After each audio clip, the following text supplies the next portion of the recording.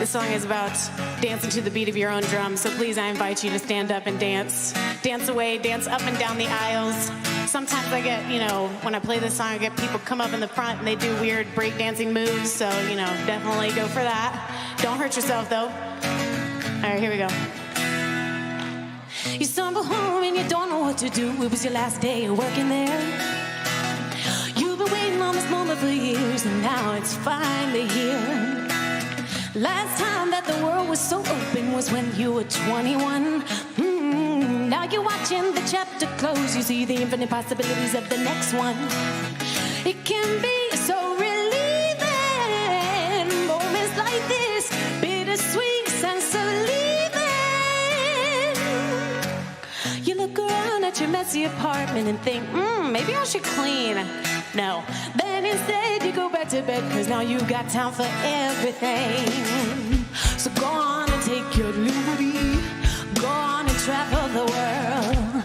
Go on and take your liberty. Set your soul loose on the open road. Wake up early just to catch the sunrise, or be reminded of the purpose of being alive. Feel that sweet sense of freedom.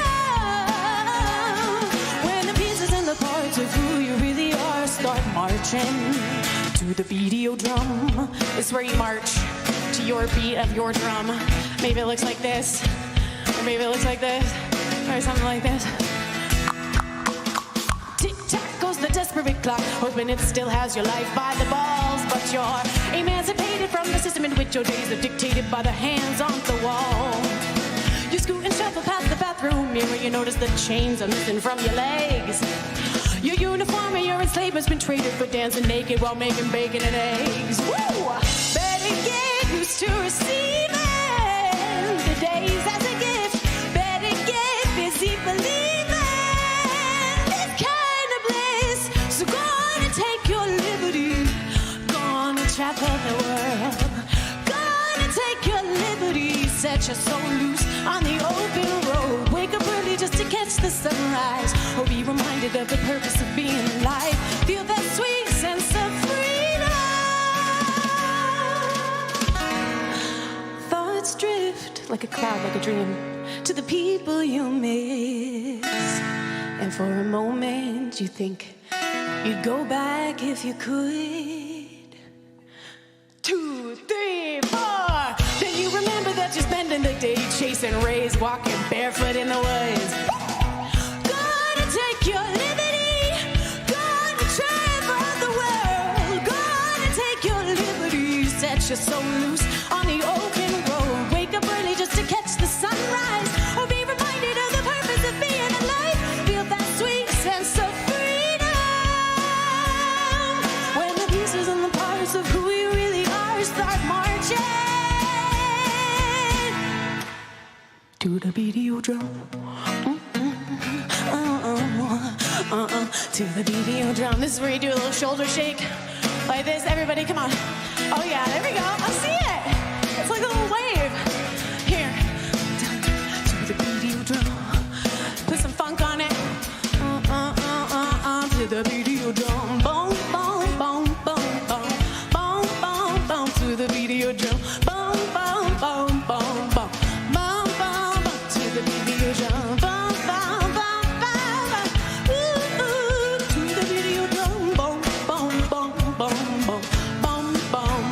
The beat of your drum. Woo! Thank you. Jesse Powers, everyone. Tom Litch, Mike Marlier, keeping up the beat. Good morning, everyone. Thank you for following the beat of your drum to Mile High Church this morning. We're so glad that you're here. You know, that announcement video was really important, not because of the events coming up, but because we're so proud of our preschool here at Mile High Church. It's the only preschool I know of at a Center for Spiritual Living, which is what we are. And April Reeves and Stacey Buddies have worked so hard, and we're going to see if it works. I just want you to see this little clip of what we've all co-created together. I'm back here in the Children's Enrichment Center with my buddy April, and what's the basic idea of the school here? We are driven and inspired by children's innate capability to learn anything that they choose. And it doesn't matter if it's about themselves, the community, or the world. We want to celebrate it and enrich it and witness it. Love it. I love that. That's good news. Have a great week. Yeah, isn't that special? Very important. We get to do that, work together, and we get to create a beautiful sanctuary for our kids on a daily basis here at Mile High Church. And I invite you to consider this morning, what is sanctuary for you? Where is that space where you connect with what is most sacred and meaningful to you? What is that place where you can just let your hair down and be totally and completely yourself? And know that my desire is that our Mile High Sanctuary, whether you're here in person or watching online, is that for you. We create a sense of sanctuary here that gives us the ability to create sanctuary wherever we are, because we know the precious truth that resides within us and how to create the spaces, just like April Reeves does in the preschool, to bring it forth from the child within us all. So we're so glad you're here today as we move into singing Surely the Presence and doing our prayer. We just want to surround the Barrett family with so much love this morning. Lloyd Barrett, longtime minister here at the church, beloved. His wife, Shekinah, made her transition this morning. From all accounts, she was ready to go, and I know that she's being released, and I just honor that part of Lloyd that is with her and that part of her that is with Lloyd as we just surround them with so much love this morning in this time of deep change, grief, and yet incredible love.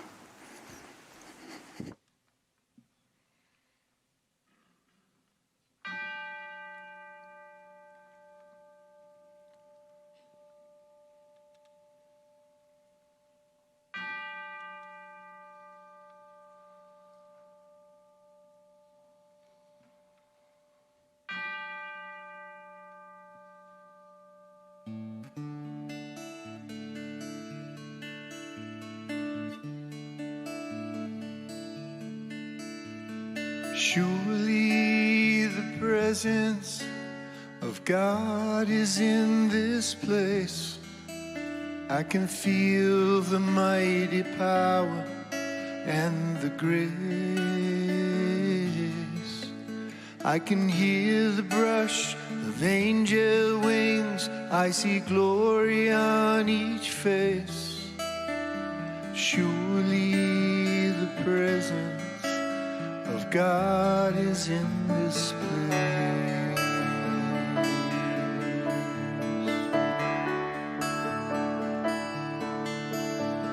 Surely the presence of God is in this place. I can feel the mighty power and the grace. I can hear the brush of angel wings. I see glory on each face.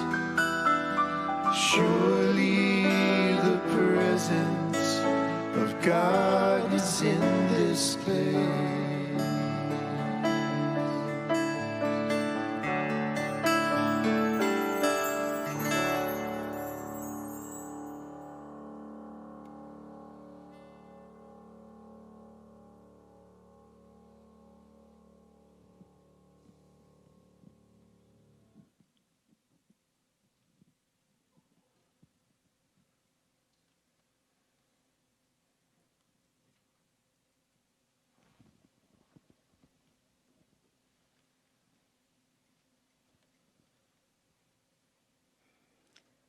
How wonderful it is to come together this morning as spiritual family, whether we are here physically in this sanctuary or watching online.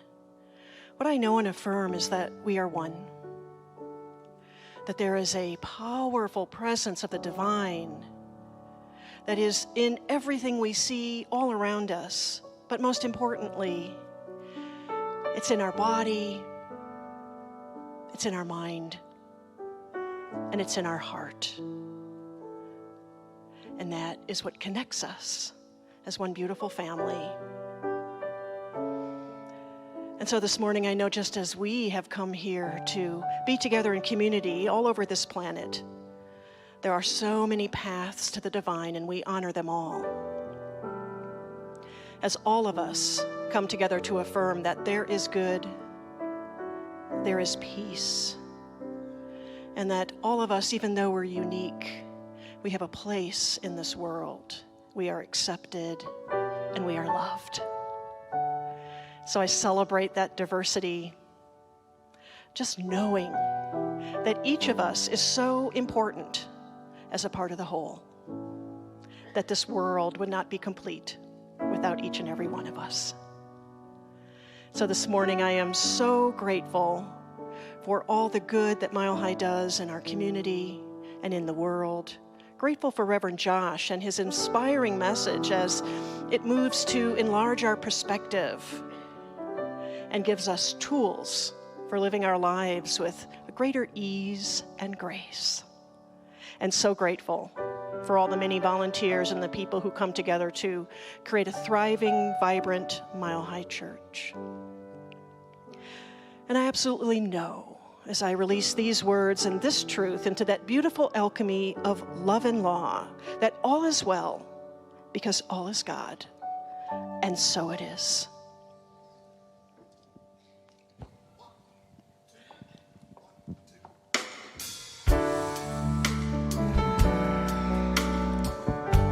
Let's take this moment to just feel that connection between all of us when we go deep. I get distracted by the lies I tell myself from time to time. I get to thinking that I don't need no one else, that I'll be fine on my own. And you reach for me, and I want to bow out. Yeah. But I've seen the path, and I know better now. I've stood on every shore of every sea. Now there's nowhere left to go but deep. Every path leads to the edge of you and me. And now there's nowhere left to go but deep. We're getting good at putting cages on our hearts for the sake of the show. Forget to wonder who we are outside those bars, what we might find if we let go. And you reach for me, and I want to turn away. But I've seen what's waiting for me if I stay. I've stood on every shore of every sea, and now there's nowhere left to go but deep. Every path leads to the edge of you and me. Now there's nowhere left to go but deep.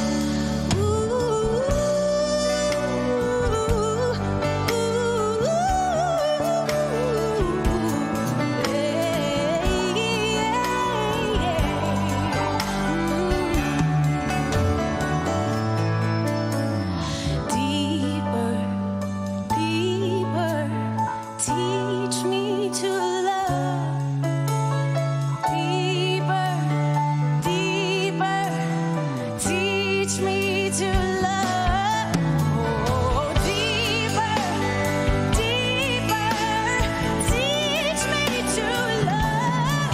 Oh, deeper, deeper, teach me to love.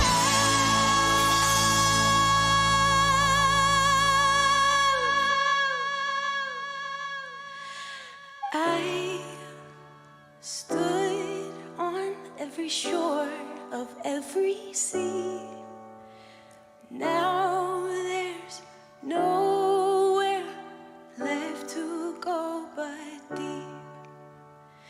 Every path leads to the edge of you and me. Now there's nowhere left to go but deep.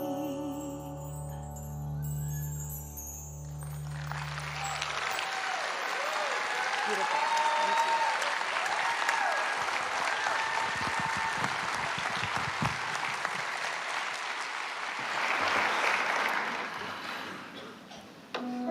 Our inspirational thoughts today come from John O'Donohue. May you recognize in your life the presence, power, and light of your soul. May you realize that you are never alone, that your soul in its brightness and belonging connects you intimately with the rhythm of the universe. May you have respect for your own individuality and difference. And from Maya Angelou, you may encounter many defeats, but you must not be defeated.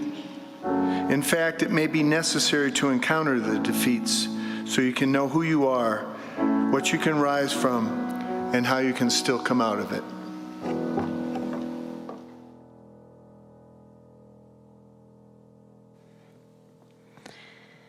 So we're all gonna rise together.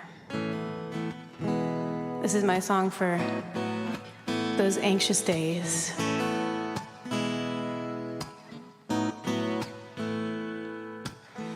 These days I've been having trouble waking up.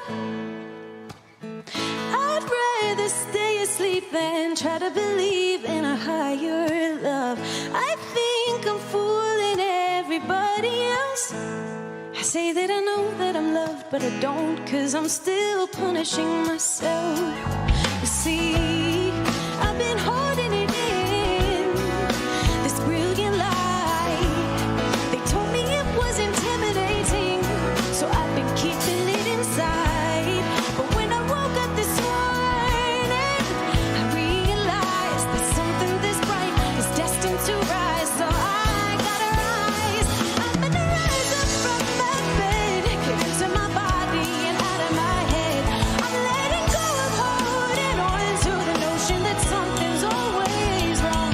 I'm incredible, it's beautiful, this life that I live. So I'm gonna hold my head high like the queen that I am, living my life for the wonder that it is.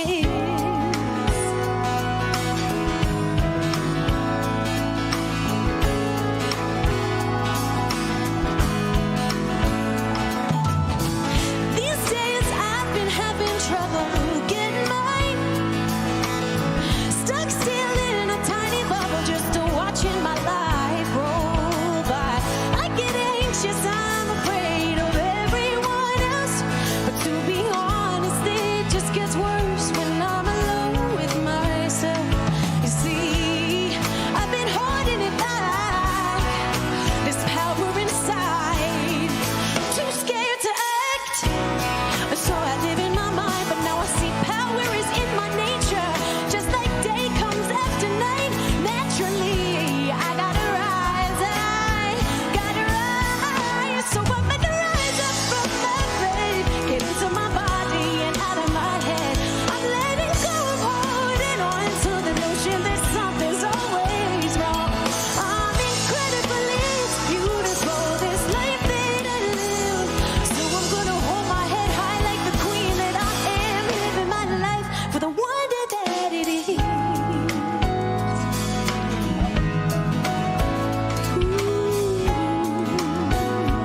Let's take it into the body. Here we go. It ain't enough to just believe. Living life is a physical kind of spirituality. It ain't just in the movement of your mind, it's the movement of your feet. It's in the steps that you take. It's the body you're life. It's the love that you make. It's the way that you rise.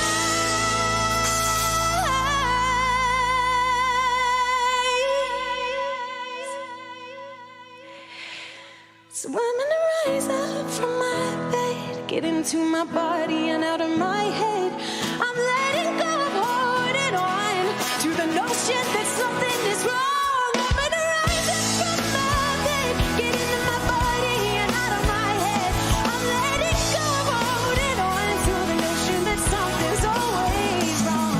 I'm incredible, it's beautiful, this life that I live. We're incredible, it's beautiful, this life that we live. I'm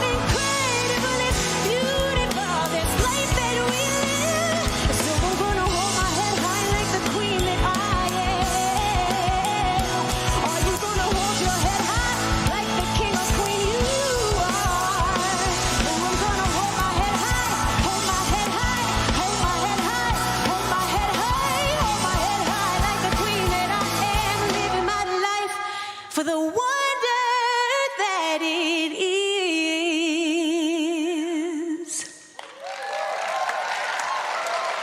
Thank you.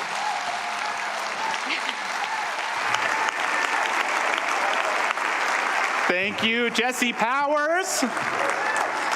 So grateful to have you with us today. You know, Wednesday, you're going to come back with us. I'm already visualizing it. Outdoor concert there in front of the community center. We've got some food trucks coming, and it'll be great to hear more and more of you here on Wednesday night. Thank you, Rob, Stu, Mike, Bijou, Tom Litch.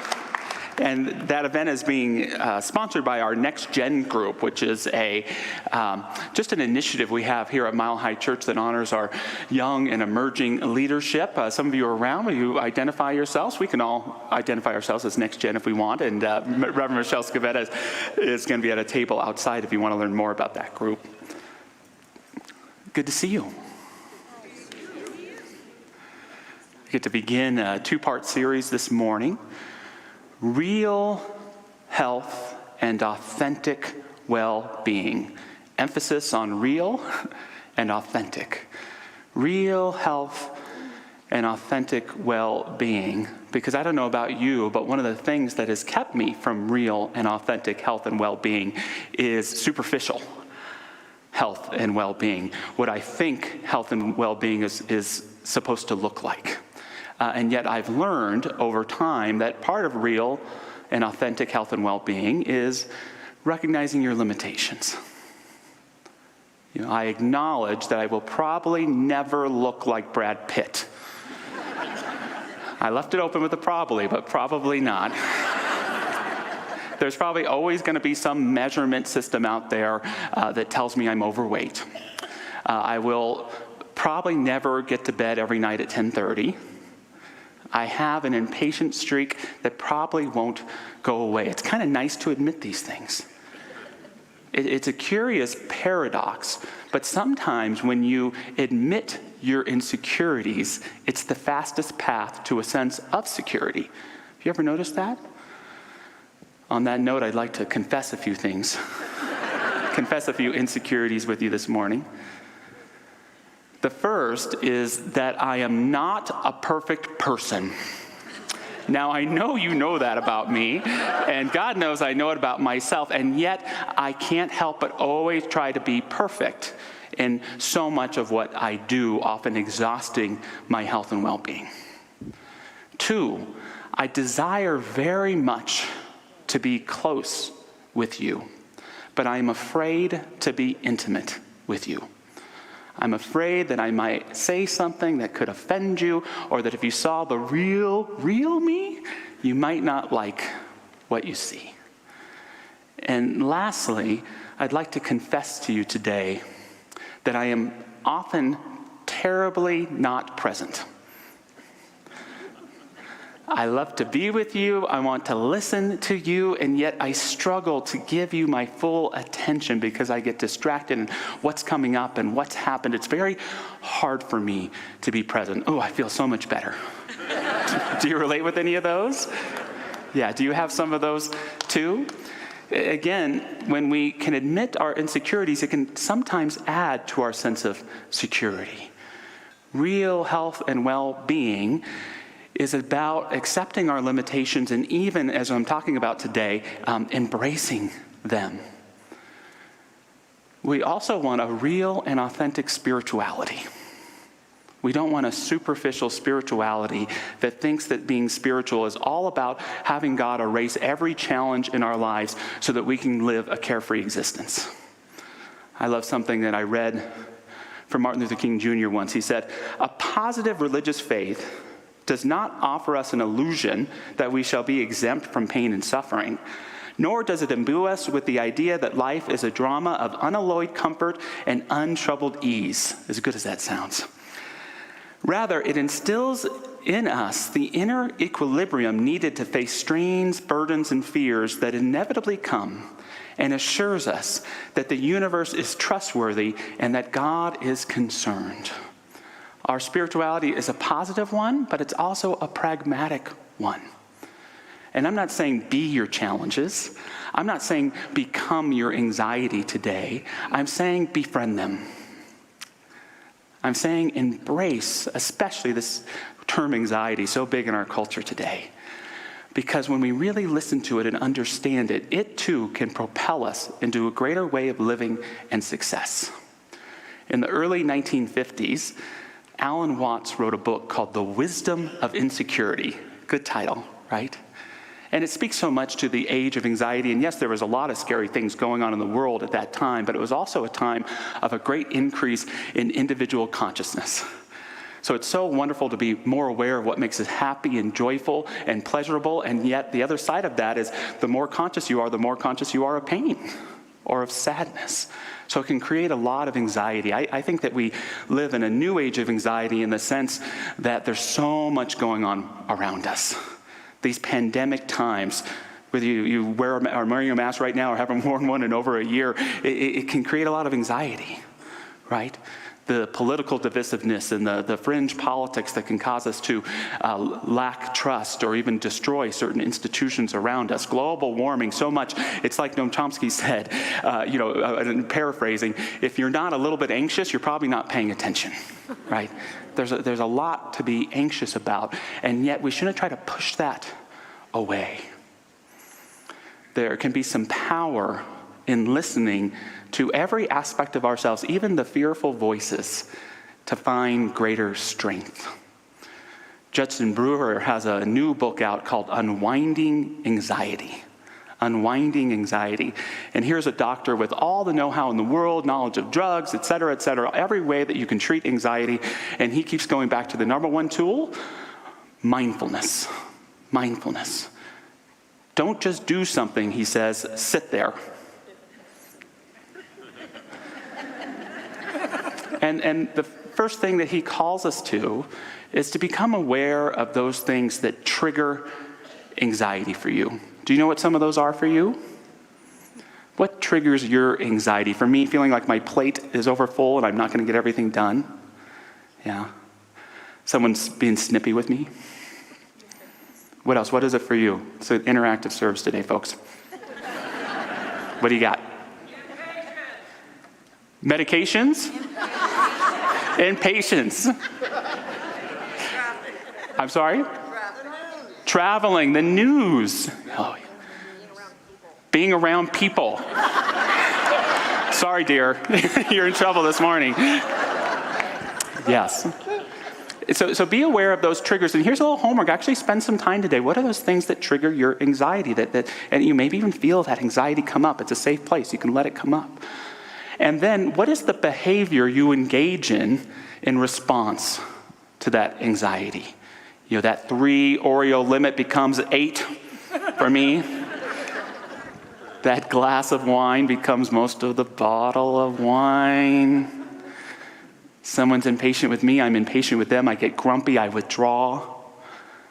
I allow anxiety to possess me instead of possessing it. What is it for you? Distracted, yeah.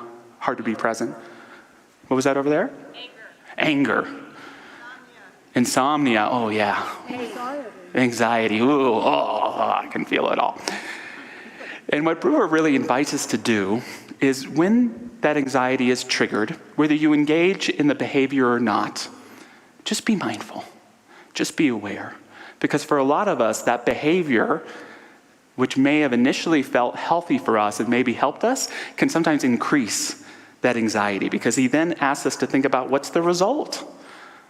Too many cookies, I got a stomach ache. I don't get enough sleep. I'm an angry version of myself. I'm not who I really am. I'm distracted and not present.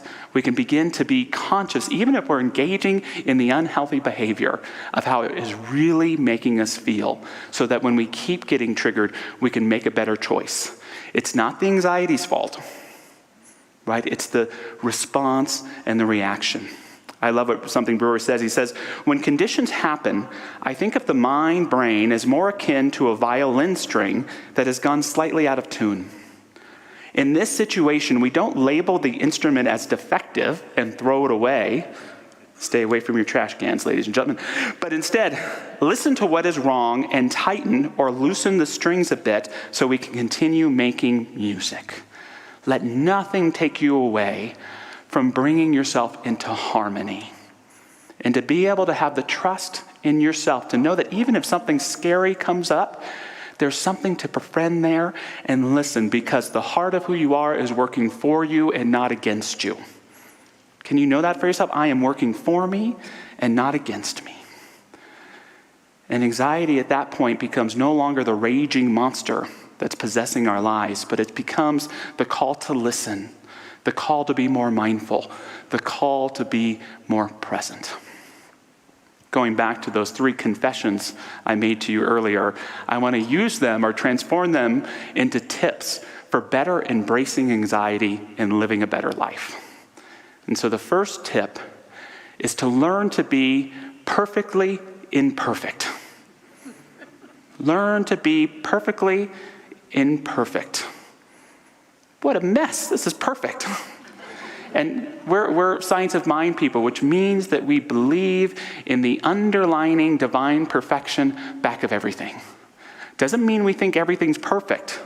I like how the Buddhist teacher Shunryu Suzuki said it. He said, nothing we see or hear is perfect, but right there is perfect reality. And as spiritual practitioners, I know this may sound a little mystical or weird, part of our calling is to cultivate a spiritual awareness of the sacred, awareness of that underlining perfection, and to consciously weave it through the messes of life.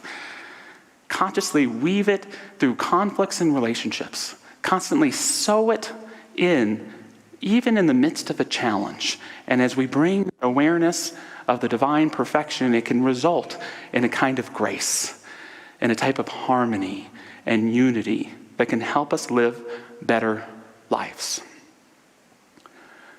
Almost a lifelong congregant here at Mile High Church is Nicole Dalby, an incredible individual. How many people know Nicole? She couldn't be here today. Her family is watching on TV, and I'd like to ask them, I know she's watching right now, what it feels like to be in the room right now with a published author of an incredible book called The Courage to Be You. And it's life strategies, but even better, it's life stories from Nicole that have helped her have and find the courage to be her best self in life. There she is. And she just tells a simple story of when she was a kid going to her friend Veronica's house to make blue slushies. And they get all the stuff in the blender and it's not quite blending. And so Veronica takes a spatula and sticks it right in, and blue slushy went everywhere. It was all over us, the ceiling, the counters, the oven, the floor, the stovetop, the cereal boxes on top of the fridge, the kitchen table and chairs, the cabinets. I'm pretty sure we found some on the outside of the windows. It took over 2 hours to clean everything, which felt like an eternity.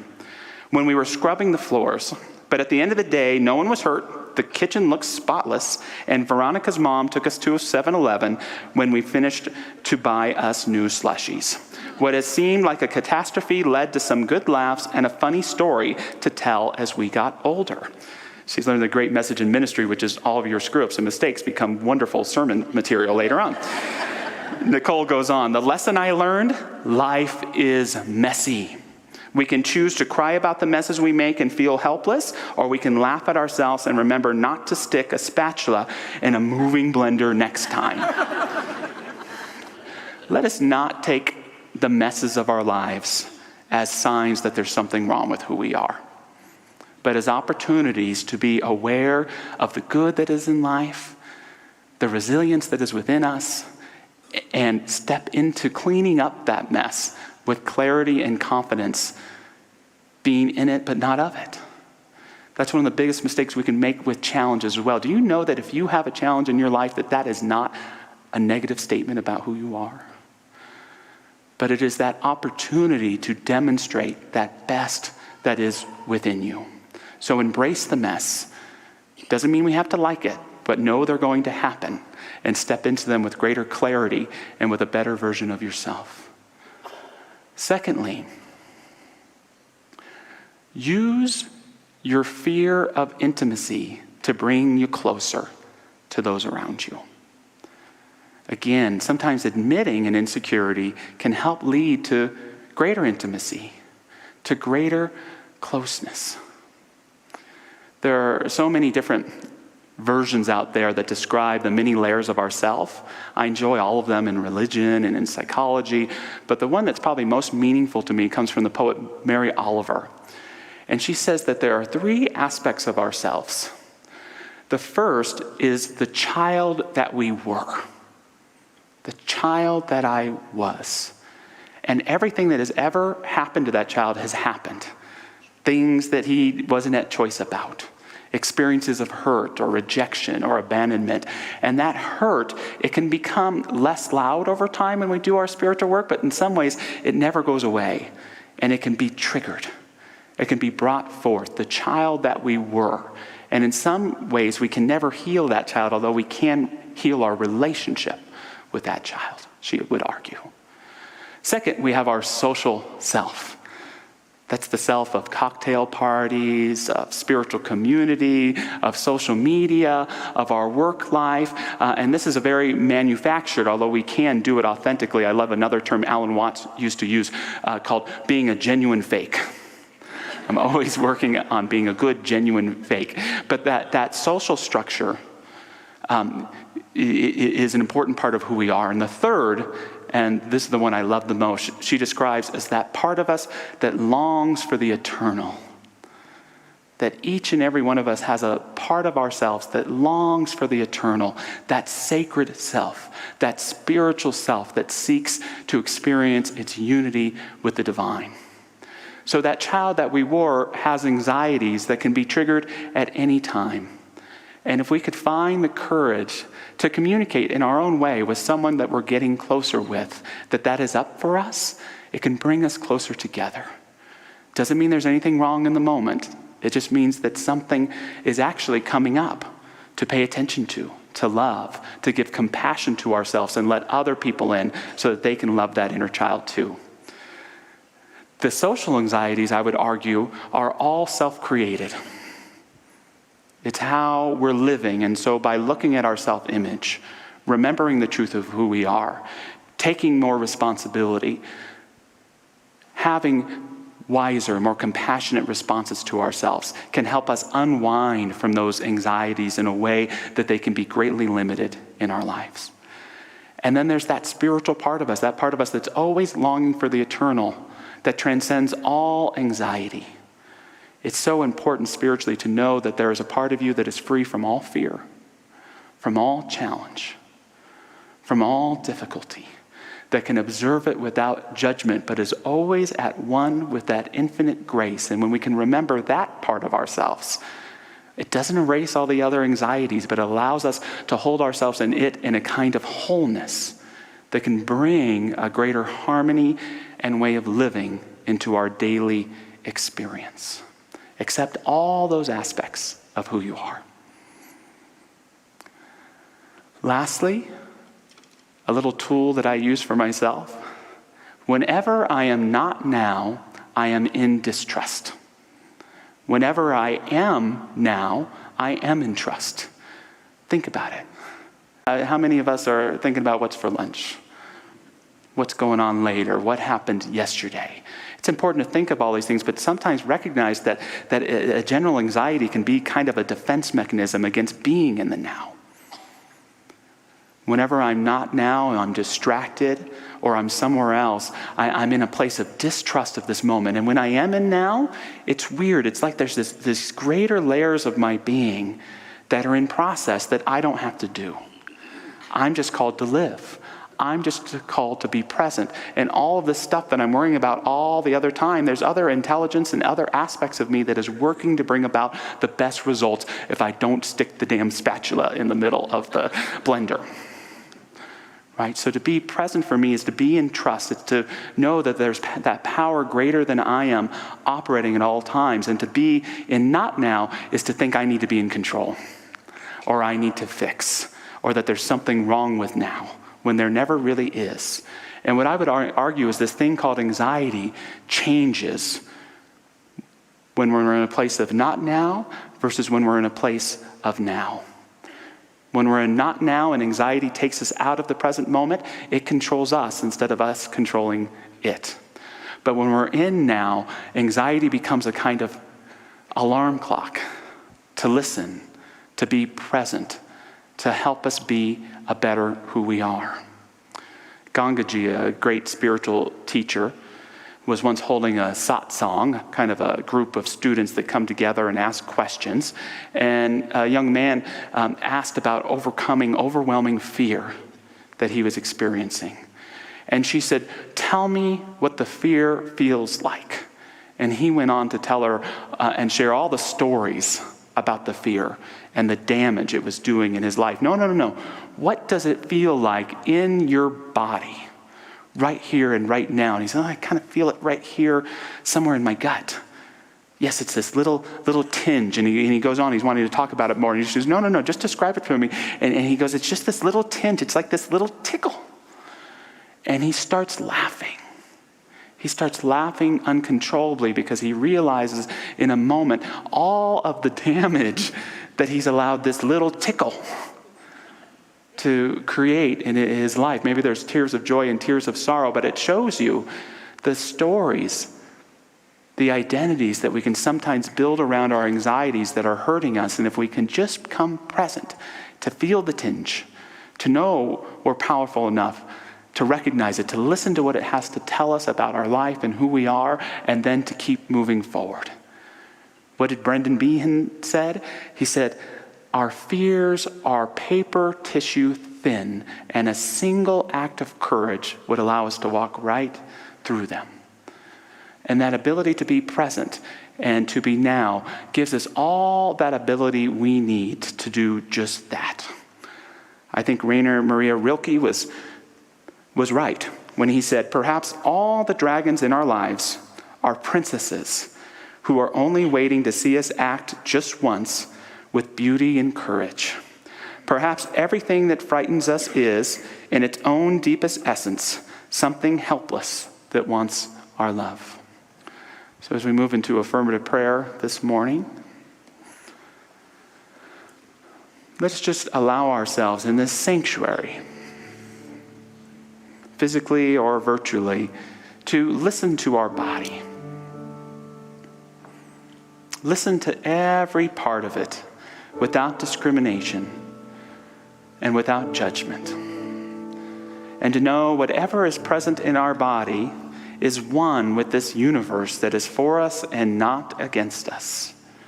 And as we really listen, perhaps it can inspire in us a response that represents real health and authentic well-being. Let us look at the different areas of our lives, the wonderful parts, the shabby parts, the scary parts, and know indeed that these two are connected with a universe that is for us and not against us. And as we listen to our projected versions of ourselves tell us whatever story or concern they may have in these situations, can we also go within that heart place that speaks not with words, but with that deep inner knowing, to be still and know that I am divine spirit, divine presence, divine creativity, and divine guidance, and allow the wisdom of that divinity to tell us the truth about ourselves and our lives as we carry forward. Knowing that in this mile-high consciousness we share, this is a healing consciousness. This is an uplifting consciousness. This is a creative consciousness. So let us call forth, we can even say it aloud, any circumstance, any person, any area of our life that we seek to have a deeper connection with divine creativity and flow. Knowing that this divine creativity builds its momentum, carrying us forward into greater well-being, into greater love, into greater transparency to that deep truth of heart that seeks to express in us, not sometimes, but in all times and in all places. We let it be, we let it create, we let it become. And so it is. Amen.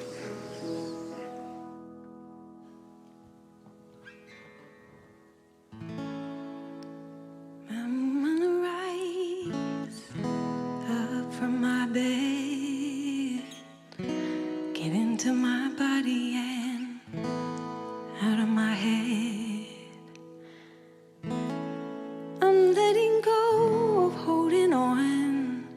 to the notion that something's always wrong.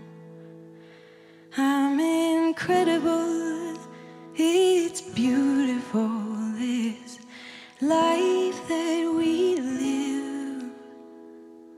So I'm gonna hold my head high like the queen that I am, living my life for the wonder that it is.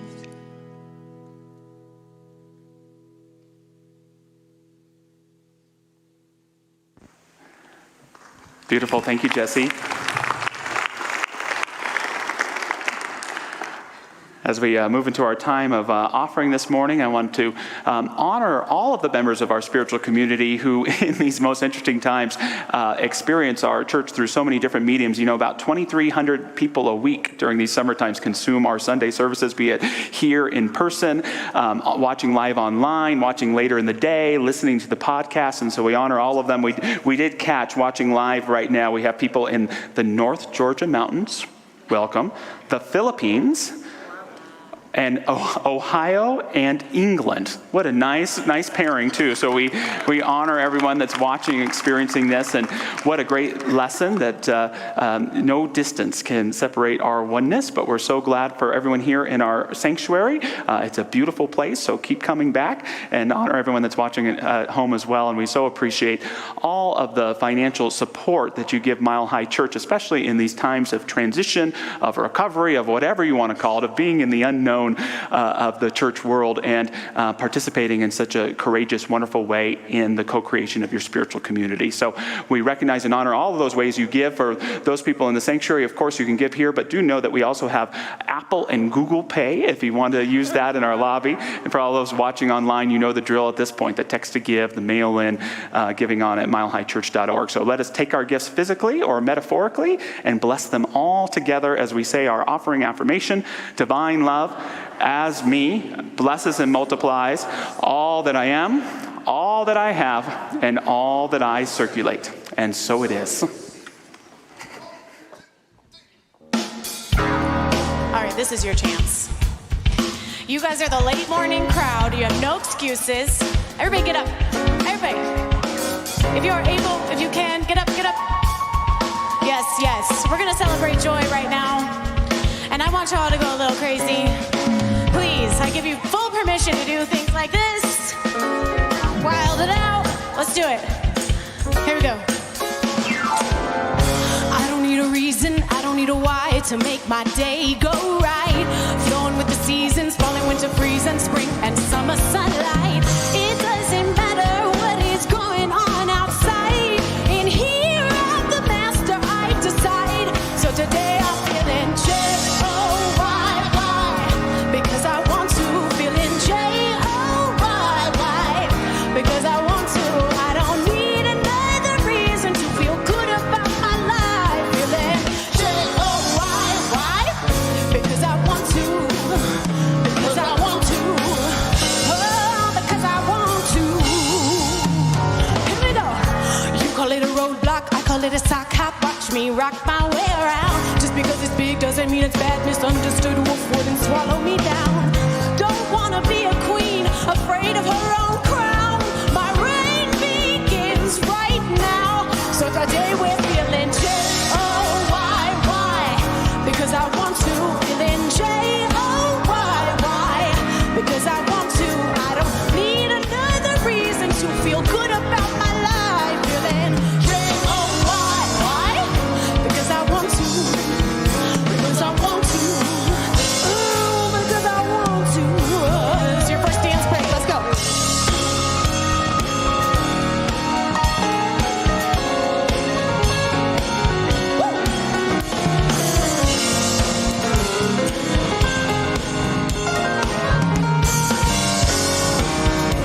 Let's do the cast, everybody.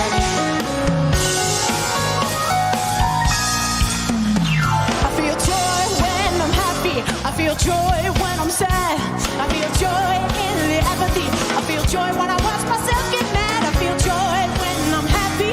I feel joy when I'm sad. So if you're feeling empty, fill it up. Cause there's joy to be had. Cause there's joy to be had. Cause there's